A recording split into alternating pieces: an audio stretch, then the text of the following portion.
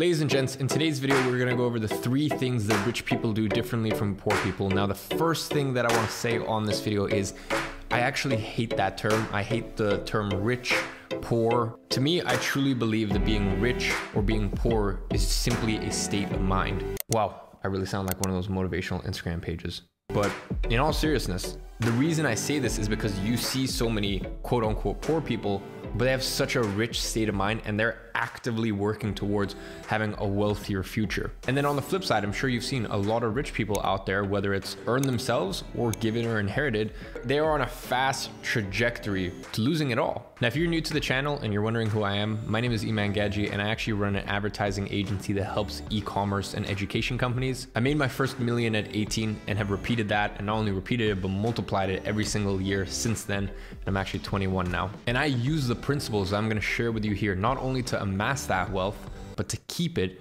and grow it. And the sooner you develop these habits, the better off you're gonna be in life. Now, as always, a quick prelude before we get started, I am actually giving away a pair of these, which are blue light blockers from my clothing line, Gadzhi. These things are bespoke, took us 12 months of development, and we sell these for actually over $100. So if you wanna be drawn in to win, very, very simple. All you have to do is like and comment, and in the description down below, you can actually find the winner to last Gadzhi's giveaway. And with that out the way, let's get straight into the video. So the first thing that rich people do is they focus on growing their income yearly. You need to understand that you will never invest your way to riches. And I also don't believe in this notion that you should be a penny pincher and, an ultra saver and this and that. I think there's a saying or something that goes, you shouldn't obsess over pennies. Really the idea here is you should not obsess over pennies when that's taking away energy from making you pounds. Now look, this is totally different if, you're Dave Ramsey and you're giving advice to a 45-year-old who's been working at the same job for 15 years and really they have sort of a fixed income. They don't have the potential to grow their income, right?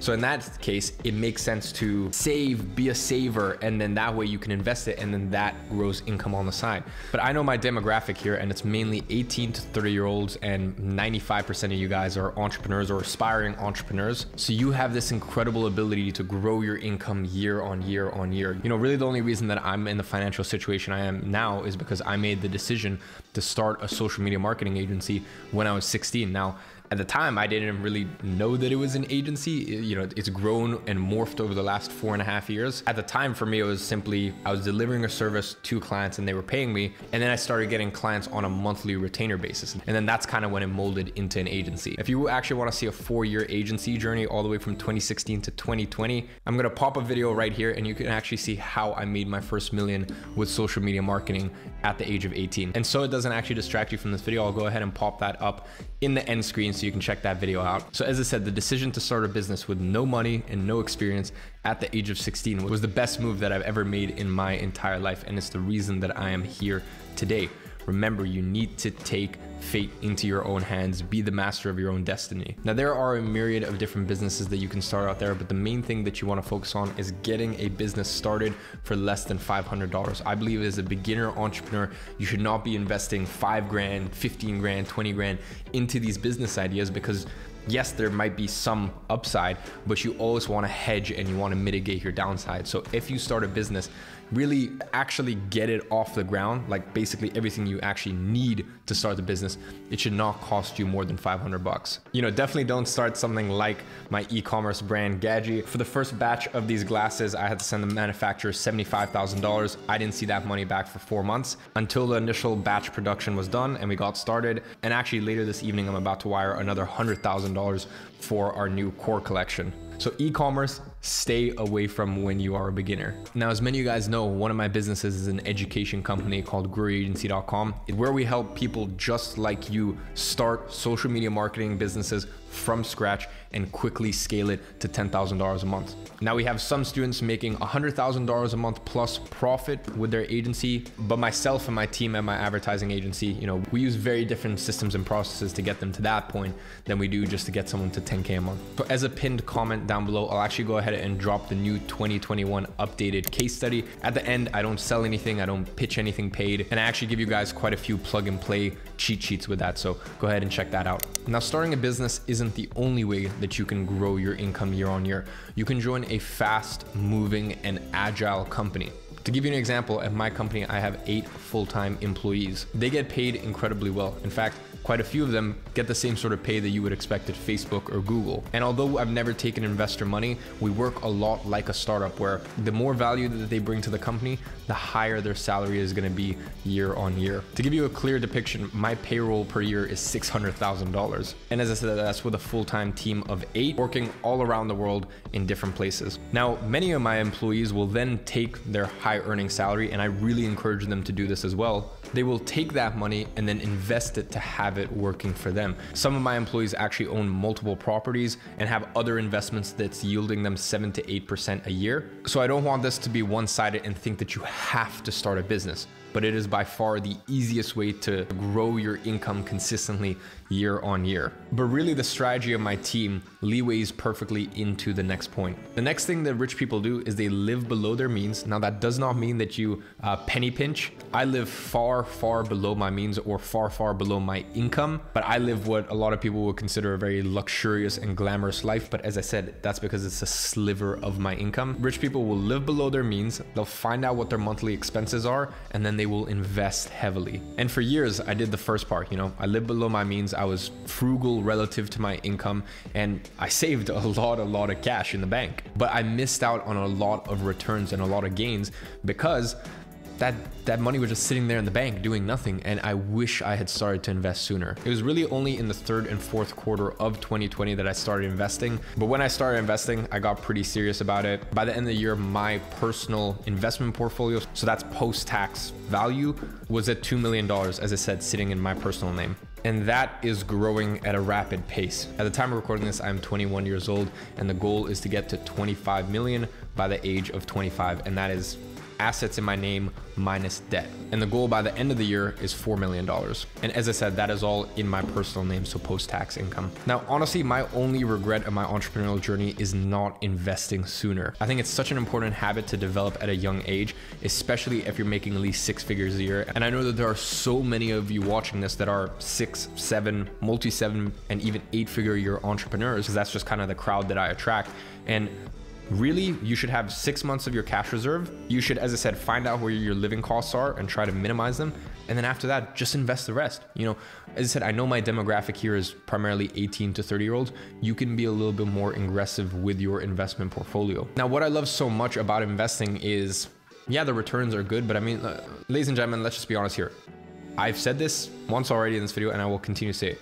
My investments will never make me the sort of money that my business makes me. In your business, you are truly in control of any, you can take your agency from 0 to 10K very, very easily. That's sort of the common path in a year. But then you can take your agency from 10 to 50K in the space of 4 or 5 months just by getting a few things right. For your investment portfolio to do something like that, it's just not gonna happen. So really, actually, the biggest reason at this age why I'm such a fan of investing is you are kicking the can down the road.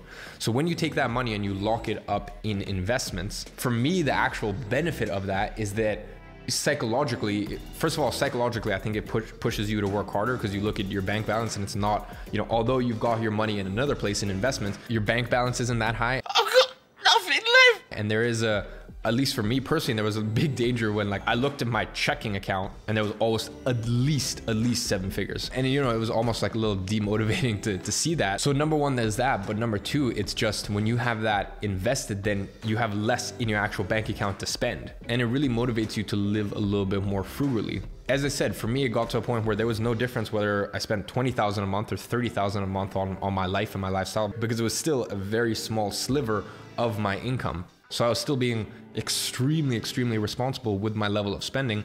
But now that I'm focusing a lot on investing, there is a big difference between, I'm just saying hypothetically, spending 30K a month on my life compared to 20K a month. That extra 10K a month or 120K a year, that multiplies and compounds with the investments. As I said, now that I'm heavily investing, I still am not a penny pincher and I never will be, but I'm just a lot more conscious on some of the more extravagant purchases, and I think twice as to whether I need it or I don't. The last thing that rich people do is they buy based on value.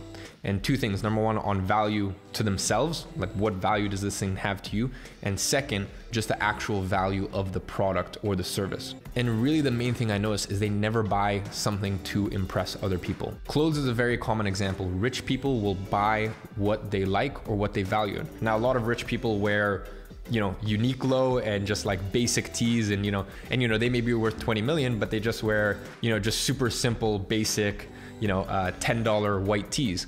Or there's a lot of very wealthy people that head to toe will be wearing things like Xenia, Loro Piana, James Purse, you know, very, very expensive clothes, but that you would never tell. And once again, that comes down to what do they value personally. I think I never judge what anyone spends their money on.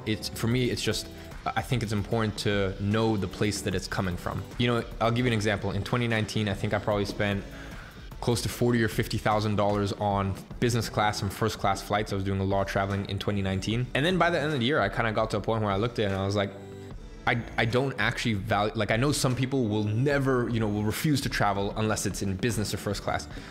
I'm not gonna lie, like I actually, unless it's a savagely long trip, and even then I don't really mind. I'm not someone who can really sleep on planes that much.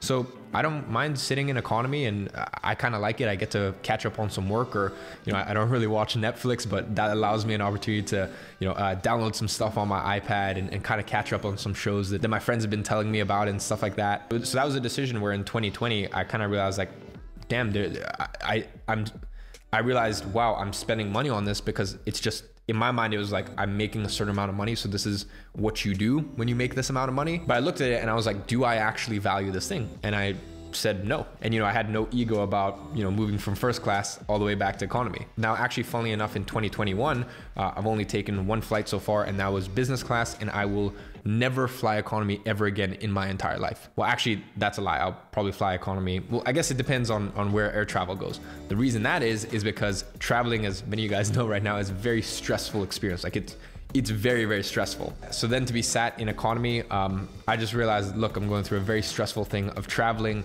and I would rather just like be treated as best as I can be treated, because also they do treat you a lot better when you're sitting in first in business, have a nice, comfortable bed I can sleep in, and just have no one bothering me. So that's an example right there where I look at something and I make the decision based on what value does it have to me. I don't make that decision based on, you know, someone in my position, or like, what if someone, or like, what if one of my YouTube subscribers saw me sitting in economy and thought this of me and that and that.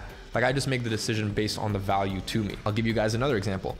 I don't have a car. You know, I live in London, and a lot of people there have a lot of very, very expensive cars. In fact, around the area where I live, which is Knightsbridge, you will not see more crazy cars in your entire life. Probably the only place on earth that I've seen, you know, that density of ridiculous cars that close to each other is probably Monaco. So as I said, I know it would impress people, and people expect me to, you know, I've had a lot of people say this before that, you know, don't know my YouTube channel or this or that, just know of me just socially or through my network or this or that. They all expect me to have a super expensive car. In fact, I'll get Tristan, my creative director, to pop a photo on screen of the car that I would get, which is actually a Renault Twizy, which is basically like a mini go-kart. Now, one of my clients, and this is a client back in 2017, this client actually had a Ferrari 458, they had a Harley Davidson, and they had a Twizy. And the Twizy was the one that they used most. And I always just thought there was something so cool about that. So the day that I get a car in London, it'll probably be a Renault Twizy. So really the main point that I'm trying to get here is, you know, I don't ever judge anyone on what they spend their money on, because at the end of the day, rich people identify what brings them happiness, and they assign a bigger budget to that.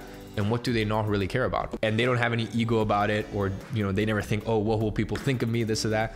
They just figure out what makes them happy or brings value to their life. They spend more money on that, and then they cut back expenses and live more frugally in the areas that doesn't bring value to them. Ladies and gents, as I said, being rich truly starts up here. And once you amass the wealth, that is just step number one. The game is not over at that point. The hardest part is keeping that wealth and multiplying it over the years. And just remember, this is a game of offense, making more money, growing your income, as well as defense, investing and cutting out expenses that don't actually bring value to your life.